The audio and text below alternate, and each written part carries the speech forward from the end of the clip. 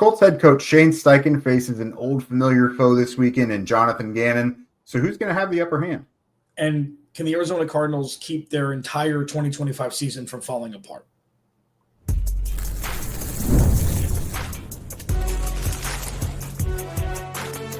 You are Locked On NFL Crossover, part of the Locked On Podcast Network. Your team every day.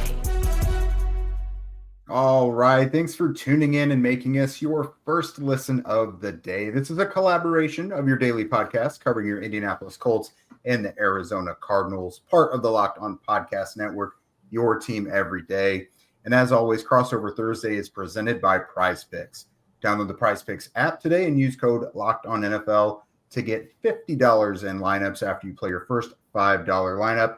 Hello, everybody. I am Jake Arthur of Locked On Colts and the Colts beat writer for Roundtable Sports, joined by the incomparable Alex Clancy of Locked On Cardinals. Welcome to the show today, everybody. We're going to take you through a little journey of this Week 6 matchup of the Cardinals visiting the Colts at Lucas Oil Stadium. What are the most influential matchups of this thing? What's kind of the main ingredients in a win for both sides? But first, let's talk about the biggest storylines. So, Alex, the Cardinals are a very interesting team. Obviously, start 2-0, dropped three in a row now, but everything's been a one-score game. So, I've got to imagine 2-3 is maybe not super reflective of what this team maybe is, or maybe they are exactly that. But what's your gauge on this team right now? Like, what's the scuttlebutt there in Arizona? Interesting is a very sweet way to put it. This is something that, the Cardinals have had 3 walk-off losses in the last 3 weeks. Self-inflicted 2 of the 3. Seattle 2 weeks ago handled them for 3 quarters, and then the offense decided to wake up and make it a game in the 4th. But the overarching theme here is that you don't know who to point the finger at. And that's kind of a problem. And point the finger at, proverbially speaking, like the offense has been anemic. Jonathan Gannon has not been taking over situations that a head coach absolutely needs to take over to avoid the situations the Cardinals have been in. And by and large, Jake, when you lose to a team like Tennessee Titans, who the Colts beat by 3 scores, I think. Yeah, it was like 40-13 or 40. Yeah, you got to look at it like why there's no world why that should have happened, especially the way that it did this past week. So it's more scary than happy right now. Yeah, I get that. The Colts and Cardinals are owners of 2 of the worst moments of the season. A.D. Mitchell, 2 weeks ago, losing control of the football as it flies out of the end zone for a touchback. And then no less than, 7 days later, here come the Cardinals repeating the same mistake. So, yeah, it's self-inflicted wounds is a good way to cost yourselves wins. The Colts' only loss happened in the game in which they did that. So obviously two teams really looking to have things buttoned up and under control. But, obviously there's a lot of injury news with Arizona right now as well. Running backs, it seems like they're in shambles. Kyler didn't practice today. So in terms of like the injuries and everything, what's kind of your temperature on that? So the defense, because of what they've been able to do this offseason through free agency and the draft, has been able to withstand the really tough stuff they've been going through. Garrett Williams, who's not a super household name yet. This was supposed to be his fringe all-pro year. Went out in week 2. He's on IR. Will Johnson, the rookie, has been great in the stead of Max Melton, who's missed a game. But offensively, the run game with losing James Conner and Trey Benson on IR now has been tough. But if there's one thing that Drew Petzing's good at, the offensive coordinator for the Arizona Cardinals, is scheming up the run regardless of who's back there and regardless of who's playing quarterback. So overall, injuries suck, but that's not something that has, look at the 49ers. You don't even have to look outside the division for what the 49ers have done with injuries riddling their entire team. So, yes, you don't want anybody to get injured. The team you cover, your most hated rival. You don't want any human being to get injured. But it's not something that's uncircumventable. With Kyler Murray, though, man, this could be a couple things. And we'll talk about this later also. If Kyler Murray doesn't play and Jacoby Brissett balls out, we're going to be having very weird conversations after this game. Mm-hmm. Yeah, that's the biggest one. Yeah, I mean, the backup quarterback is always the most popular guy in town when it's not going steady up at the top. But yeah, that's, of course, conversations you want to avoid. With the Colts, they're 4-1. There's really not a lot that's gone wrong other than their one loss in which a lot of things went wrong, and it was really self-inflicted. But, Zach and I were just talking on our Wednesday show, why is this team sitting atop the AFC rankings right now? It's just so peculiar because everything is really going right now. Like, Daniel Jones is playing the best football of his career. Jonathan Taylor is leading the league in rushing. The offensive line has outperformed, I think, what a lot of us thought they would, because they were working in new starters at center and right guard, and then they were bringing back Braden Smith at right tackle, who missed the entire final quarter of the year. And then defensively has not been quite as crazy as the offense. Like, the pass rush is okay, could be better. They're getting some timely big plays, like in the turnover department and all that. But I think this is another instance of how do the Colts, enter and come out of this game. They've been able to jump on teams early and pummel them. 3 of their 4 wins are by 20 or more points, which is kind of unheard of through like the first 5 weeks. So you're kind of looking to just ride this train and see if anything comes down to earth, or is this just truly a team we need to get used to being really, really good? They're kind of clearing up injury wise in some areas. That's positive. Kenny Moore, their starting slot, he's not practicing yet. He had an Achilles injury. It was just, I don't know, like a sprain, strain, whatever, but they didn't put him on IR. But he's one of the most important members of their defense, and they're starting to work him up a little bit. Alec Pierce, who led the NFL in yards per catch last year, he's had a concussion that's kept him out 2 weeks now, I think. And he's full participation again. But how it went last week was he practiced Wednesday and Thursday, couldn't go Friday, and stayed in the protocol. So obviously a big weapon that they would need. So it just really depends here. And I think one of the bigger matchups here is sometimes when coaches know each other, it not the talent around them doesn't matter, but coaching really weighs heavily. And Shane Steichen and Jonathan Gannon, obviously both coming from Arizona, they know each other. But I think Gannon can throw some things at Steichen that can be really difficult. Like the defensive coverages and everything that Gannon has kind of cooked up, and the way that they don't really show their hands until after the ball's been snapped in a lot of instances, I think it's pretty interesting. Yeah, it's fascinating. It's Nick Rallis has really done a great job. I said when Steichen and Gannon left Philly, they lost their heartbeat. And they won a Super Bowl this past year, which kind of puts that into the blender. But I did say, and this is not me retracting anything that I've said of late, but I wanted the Cardinals to sign Shane Steichen during that cycle. And I thought it'd be great, offensive coach, offensive-minded, Kyler Murray. But Jonathan Gannon, by and large, up until a few weeks ago, has been fine. And if the Cardinals don't lose to Tennessee, we're not having these, oh, no, is he on the short list of first head coach to get fired? But yes, like what Nick Rallis has done, especially when, you lose Darius Robinson, first-round pick last year. Bijou Ojulari hasn't come back. You've got injuries across the board. Like they're throwing 4 safety sets out there. Okay. Including Keaton Crawford from Nevada, 7th-round pick. But what I call, and we'll talk about this more, is like their demon mode setup is 3 safeties. Dadrian Taylor-Demerson, second-year player out of Texas Tech, Budda Baker, and Jalen Thompson, and then 2 outside corners. It's been Max Melton and Will Johnson with Garrett Williams on the shelf. So that's the best DB group that they have. And if there's anything, they're nothing but opportunistic with the talent that the defensive players have, putting them in the best position to succeed. It doesn't matter what position group you're in. You could see a safety drop down and play backer if they need to be faster at certain times. So you're right. It's a really malleable, like amoeba-like defense, and Nick Rallis is going to be getting head coaching looks at the end of the season. I like that. It's refreshing because Lou Anarumo for the Colts does a lot of that same stuff. Like there's been instances where you don't necessarily think the Colts personnel matches up great against the offense they're playing, but just whatever Anarumo cooks up from a strategic standpoint just seems to work. Like they completely overwhelmed the Dolphins in week 1 in a matchup that didn't look all that great. But they confused the offense all day, and coaching can go a long, long way. And it seems like that's probably where Arizona is at the most dangerous. All right, guys. So coming up here in a moment, we're going to kind of look at a more molecular level and look at some of these matchups that really stick out to us.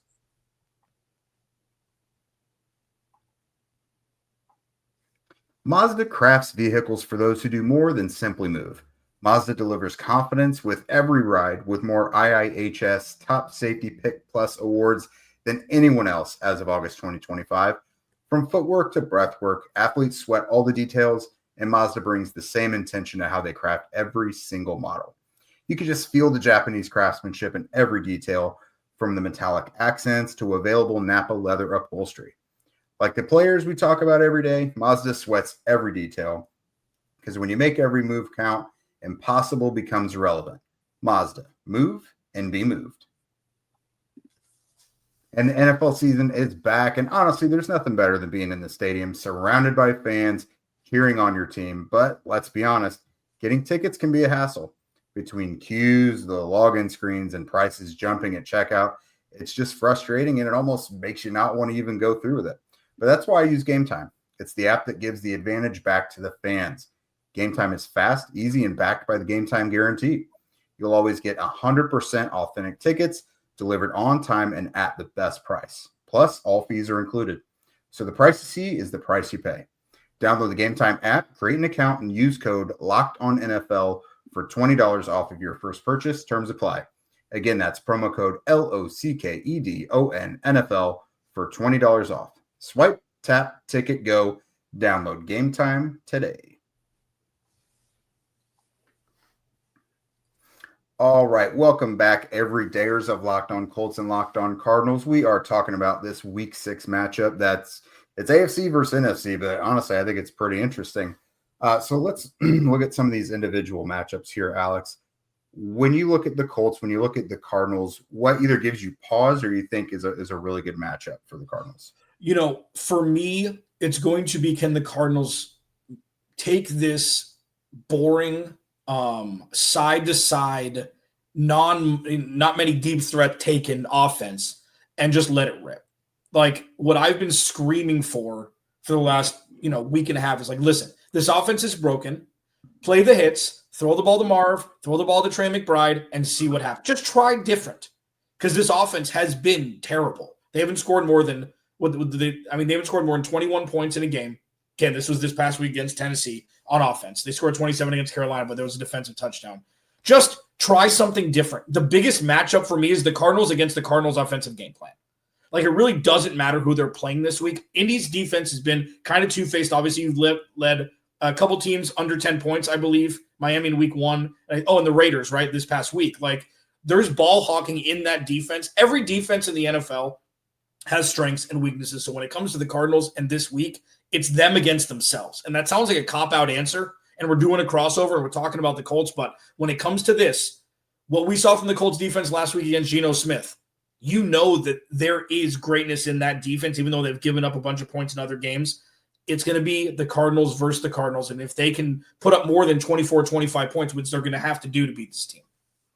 Yeah, and I do think there are ways for Arizona to still be successful. You had mentioned the run game and kind of the next man up mentality and being able to craft something effective regardless of who's back there.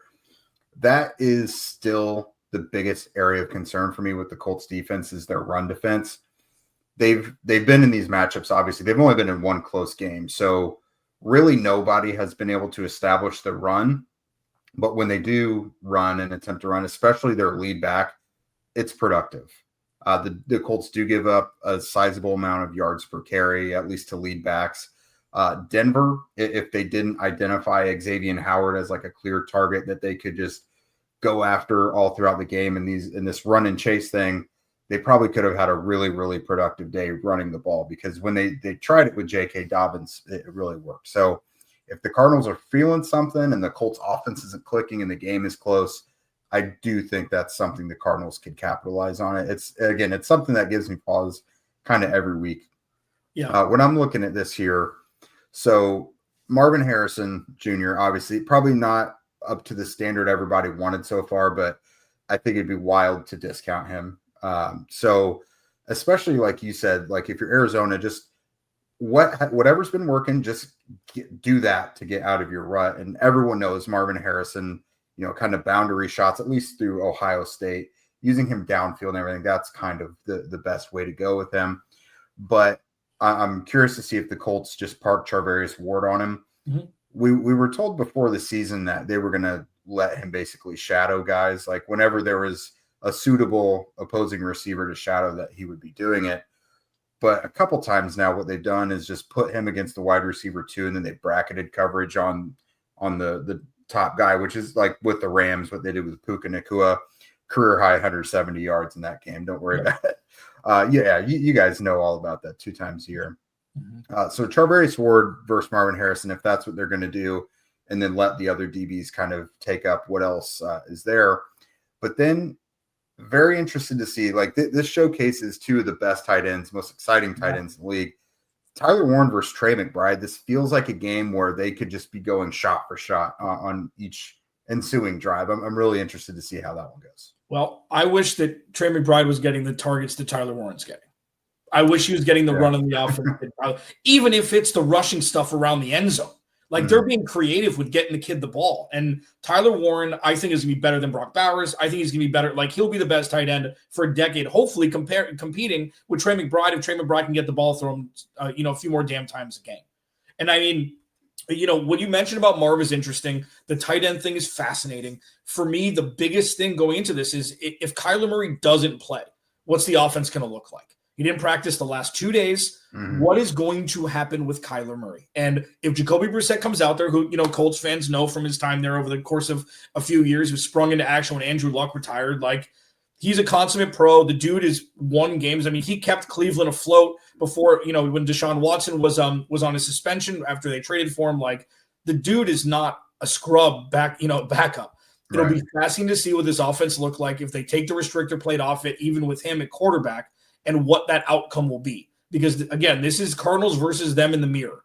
And if Jacoby Brissett outperforms what Kyler Murray's done up until this point, there's going to be silly sauce happening in Arizona, regardless really of outcome. But, I think above all else from the defensive side of the ball, it's JT. I mean, it's can you stop the top rusher in the league? The Cardinals have been pretty good against the run. Seattle ran all over them, but they've been okay. If you grind down this defense, that's when you exploit them. If you can keep them on the field, that's when you exploit them. Because remember, folks, NFL players are human beings who get tired. And if they're on the field a lot, they're going to be playing worse than when they were when they started the game, before the game started. So, I mean, JT is number one chief concern. And if Daniel Jones continues his run, he continues his run. Yeah, how the Colts kind of approach things, it's kind of fascinating because what they've done for the most part is they come out passing. And then, pass, and it's productive. They score points. And then in the second half is really when they start to pound you with Jonathan Taylor. At one point, he was averaging like 8 or 9 yards per carry in the second half of games. And then there's been very few glimpses, especially in the second halves of games, where he has not been productive. So Arizona, if their pass defense is really clicking, I wonder if they go to Jonathan Taylor early. Like they'll get him going a little bit, but they don't give him the bulk of his 20-25 touches in the first half necessarily. So I'm curious about that because Arizona, I mean, they play the run pretty well, right? They're up there in yards per carry defending. Is that correct? Yeah. I mean, they're completely different defense in the first half and the second half because the offense doesn't produce in the second half, so they're on the field more. Yeah. So, yeah, it's Shane Steichen's philosophy. Literally, he said it in his opening press conference, and it comes up every now and then because, especially this year, things are working how I think he's finally dreamed of. Is you throw to score points and run to win the game, basically. So that's how they want to get all their points in the first half, and then milk it out with the run game in the second half. And that's a big way they've been doing it for the most part this year. My last one I'm really curious about is Latu versus Paris Johnson and Jonah Williams. Yeah. So Latu's had a very interesting season. So by this point, he's a guy who you want to be having 10-plus sacks in his second year now. He only had 4 last year, but how the defense is built, it's kind of centered around him, and he really needs to be productive in order for the group to be productive overall. He's getting pressures. I think he's got like 16 pressures so far, but he's only got 1 sack and not very many hits. Like he's hurrying the quarterback a lot, but it is not resulting in sacks. He is showing a little bit of growth in how he attacks offensive tackles. He's added a little more power. He's getting a little bit more of a bull rush, whereas he, until now, has been kind of a finesse rusher. But oddly enough, he has 2 interceptions now through the first. They're Lou Anarumo is dropping his defensive ends into coverage like crazy. I've got to imagine it's among the tops in the league. So he's been very opportunistic and has a couple interceptions, but you would like to see him with more sacks than interceptions, like at least by the midway point, So if I look at it correctly, I think Paris Johnson's having a pretty solid year, but not necessarily Jonah on the right side. Is that right? That's correct. The right side is the right tackle and now left guard are the 2 weakest spots. So DeForest Buckner worries me also, even though, he's getting up in age. I saw he lived in the backfield against the Raiders. So he worries me as well on that line. Yeah, he's been getting quite a few double teams this year. To his recollection, he says kind of more than he ever remembers getting. So, all right, guys, coming up here in a moment, we're going to talk about what are the keys to victory, because this is any given Sunday. Either team can win. So what are going to be the biggest factors in a win for a loss for both sides?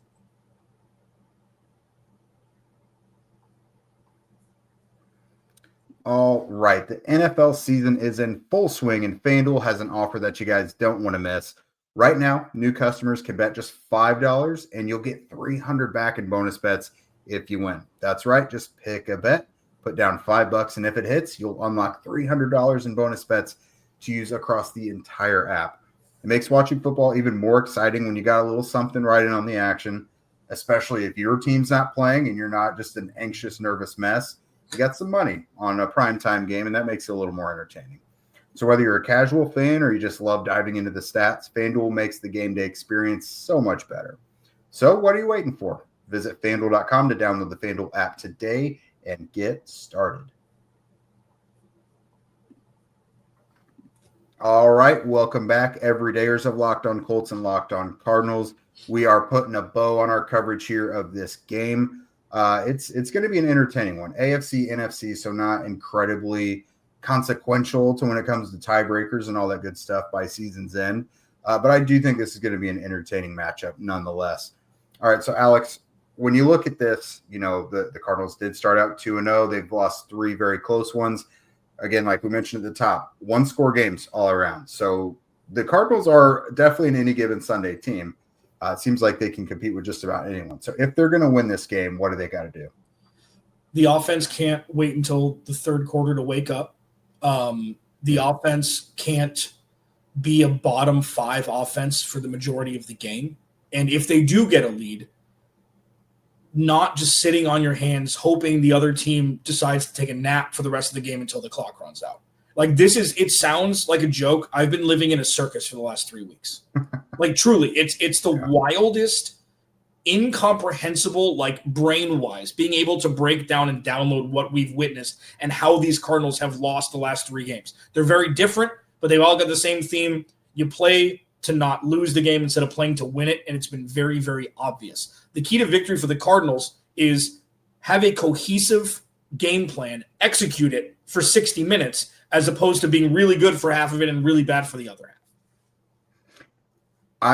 I'm very familiar with that. Not as much this year, but it took until this year for the Colts to have any sort of identity, I feel. Yeah. Offensively, you never knew what to expect. Defensively, you never knew what to expect. It feels like they finally have the right people in place. But yeah, it's not a fun place to live right there. So for the Colts, they've got the 1 loss, but why they lost in that game was incredibly evident. So number one, you obviously have to protect Daniel Jones. He's done very well against the blitz and against pressure. He's been more able to escape pressure than I expected. He's always been able to move around a bit, but I didn't expect him to have the sack avoidance of Anthony Richardson, essentially. So the Rams in that win were able to get pressure on him consistently, throughout the game. And it was only 2 sacks, but he was moving around a lot and having to make quick decisions, getting hammered after throws, things like that. Now, the Colts were without their right guard in that game, Matt Gonzalez. He's back now, so the Colts will be at full strength up front. So I do still think, especially with Calais Campbell, I don't care if he's 22 or if he is 72, the guy is going to be giving the Colts problems. He's done it for every team he's played for. So he's always got me worried. And then, of course, the Cardinals just are defensively solid overall. so they shouldn't be discounted. So you got to protect Daniel Jones. Got to protect the ball too, obviously. That's a given, duh. Yeah. But the Colts had not turned the ball over at all leading up into the Rams game 2 weeks ago. They turned it over 3 times in that game. Obviously, one was the A.D. Mitchell gaff, and then, Daniel Jones had a couple throws that he just really would like back, just press things when it didn't really need to be done. So protect the ball. Don't give the other team extra opportunities. And then really effectiveness in the red zone is big because they were one of the worst teams in the league coming into just last week. It's crazy because they been one of the high-scoring teams throughout the season, but they were not good in the red zone. But they were a perfect 6 for 6 last week. A lot of that was the defense giving them great field position with turnovers and things like that. But you got to have that effectiveness in the red zone, whether it's Tyler Warren or Jonathan Taylor, Josh Downs. You're finding ways to get other guys involved. But a big part of that as well is they've got a new kicker. So their kicker, Spencer Schrader, was doing really, really well, had only missed 1 kick between field goals and extra points all year. But he got hit after an extra point in his knee, and then he's done for the year. So they brought in Michael Badgley, who he's been with the Colts twice before, but he did tear a hamstring last offseason and cost him to miss the entire year. So that one is, he worked out for them. They know he's got a clean bill of health, and he impressed in his workout. But at the same time, kickers are so volatile. Like, where you could go and count on Spencer Schrader each and every time he was going out there, Badgley's going to have to prove that he deserves that same kind of trust, So you hate to, kind of hang things on a kicker there, but having a different kicker than the one who's been absolutely automatic makes you a little nervous. Yeah. All of that. The Jonathan Taylor inside the red zone stuff kind of terrifies me, especially late in games. Like that stuff, Mediacom's had a great number. The Cardinals are top 5 in defensive EPA in the first half. They're bottom 5 defensive EPA in the second half. That may even be the first quarter and fourth quarter more centralized. So that could be nightmare fuel for this team. But the things that the Cardinals do check the boxes on is they are good in coverage. Josh Sweat and Baron Browning and Jordan Birch have been really good off the edge. Calais and Dalvin Tomlinson have done their job on the interior. And this is going to come down to, is it Kyler Murray or Jacoby Brissett? And either way, I want the restrictor plate off. If you're going to make mistakes, make them huge. Because if the Cardinals lose in convincing fashion, I don't see a world where somebody doesn't get let go. I don't think it's going to be the head coach. I think Drew Petzing's going to be the patsy at this point, even though he does share some blame. But enough is enough. This went from not having to have this conversation until losing to Tennessee. And then, oh no, now you have to have this conversation. So shame on them for losing the last 3 games the way they did. They could 100% be 4-1, 100% be atop of the NFC, and they decided to, shoot themselves in the foot 3 games in a row. So this is going to be a real determinant on the future of the coaching staff of this team. Yeah, I mean, you hate to see him go out with a whimper, especially when they're capable of more. It's the argument I feel like I've had to have with the Colts over the last few years. Yeah. So obviously, 3 straight losses, I'm sure you don't feel great, but do you have any optimism in this one? Do you think there's you think the Cardinals could win it? I mean, listen, they've got the, if Jake, this is what a little exercise before we get out of here. This is a little exercise that I do for my viewers. It's okay, look around the NFL. Yeah. How many worse offenses are there than the Arizona Cardinals, even though they're playing poorly? 8? Probably, yeah. 10? It's bad, and it could be so much worse. So if the bad turns to good, then you're fine. Yeah. So, the Cardinals could 100% win this game. This isn't like they're, the Browns or the Jets right now. They're beating themselves much more than the opponents are beating them. Their defense is giving up 19 points a game on average in 3 losses, which is bananas. So they could 100% win this game. 100% win this game. It's going to be a matter of how they lose if they lose. If they lose 40-10, we're going to have different conversations. Yeah, this one for the Colts, I don't know what to expect just because this is the kind of matchup they've won pretty handily throughout the year so far. But I do feel like Arizona's defense, I struggle to see the Colts having a total cakewalk against that. Yeah, no. It could be something where a turnover here or there leads to bonus points for them and things like that to create a big lead. But just like straight up offense versus defense, I do think it's a pretty good matchup. And that defense does some things, especially in coverage, that are very interesting. I think it depends on how the pass rush marries with that coverage. Like if they make Daniel Jones hesitate a second as to what he's seeing and there's pressure bearing down, obviously that could lead to some errant throws. We saw it against the Rams. But if he has time to throw, then that's kind of his bread and butter, is taking what the defense gives him. And he's gone above and beyond what I think any of us expected to this point. Because Shane Steichen's putting him in some really good places.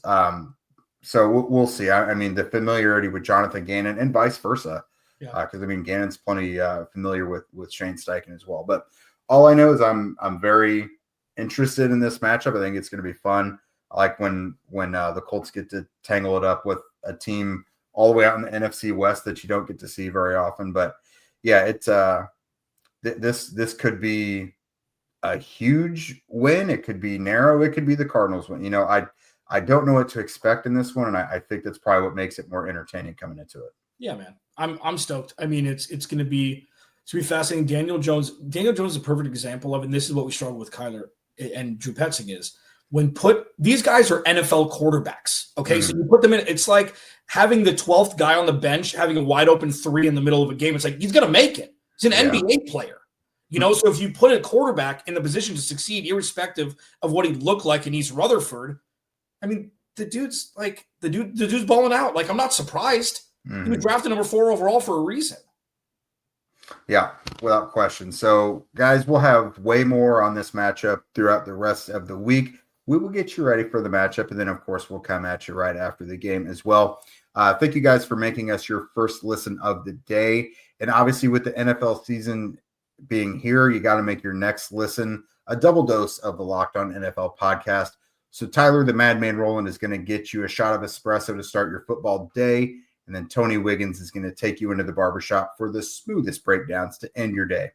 Again, find Locked On NFL on YouTube or wherever you listen to podcasts. If you guys don't already, follow us on social media. I'm at Jake Arthur NFL, and my friend here is at Clancy's Corner, which I love that. Love that, by the way. So yeah, YouTube, wherever you listen to podcasts, social media, all of it. We're bringing you guys content. Thank you guys, and you have yourselves a great rest of the week.